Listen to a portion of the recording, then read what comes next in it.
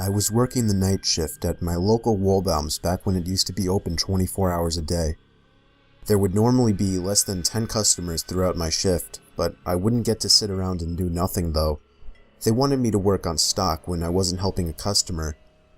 It was a bigger Wohlbaum's, so oftentimes there may have been one other person in the building, whether it be someone working on stock or someone cleaning. This night, I was the only one working. I was working stock in the cereal aisle when I heard something fall over on the other side of the shelf in the next aisle over.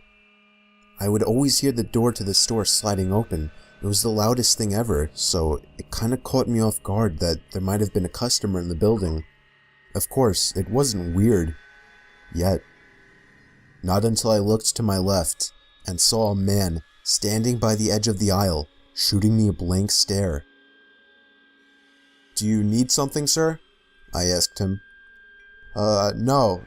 Could you just point me to the eggs?" he said. He wasn't normal looking. His face looked weird. Not exactly ugly, just unusual. Like his upper lip kind of came out too far. Almost like a Simpsons character. I was a bit uncomfortable that I had to deal with ringing him up.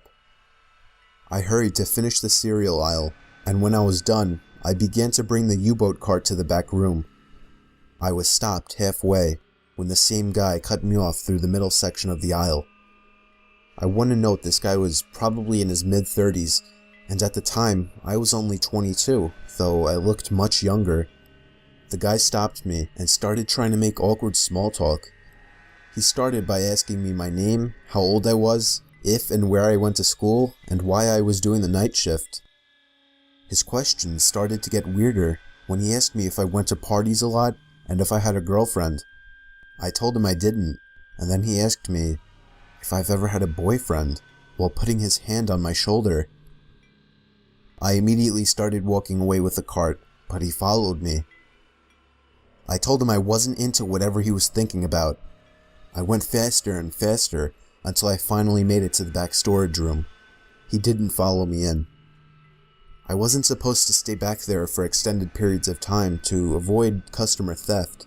I decided it would be best to just wait for him by the register so that he would ring his stuff up and leave. But I waited there for at least 20 minutes. He never came. I decided he was gone, and whether he stole the eggs and something else, there wasn't anything I could do now. I had to go to the bathroom, so I took a quick jog to the back of the store and into the employee bathroom. Moments after sitting on the toilet, my heart dropped into my stomach as I heard the bathroom door open. I choked the urge to say something. Something like, "You can't be in here," but I didn't want to give away my position.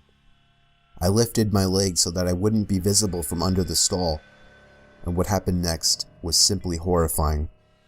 I sat there for the longest time, looking at the floor, not moving a muscle. When I finally looked up, I could see an eye peering through the crack of the stall door. I screamed. I knew I was trapped. I knew I had one shot at making a move. I grabbed the box cutter in my pocket and began sliding it through the crack of the door, forcing him to move his eye away. I took that chance to slam the stall door open in his face and hightail it out of the bathroom and all the way out of the store. I called my boss at least 5 times before he finally picked up and explained everything. He told me to call the cops, and so I did. Of course, the man wasn't in the store anymore by the time the cops showed up. I only did the night shift twice after that, and luckily didn't see the man again.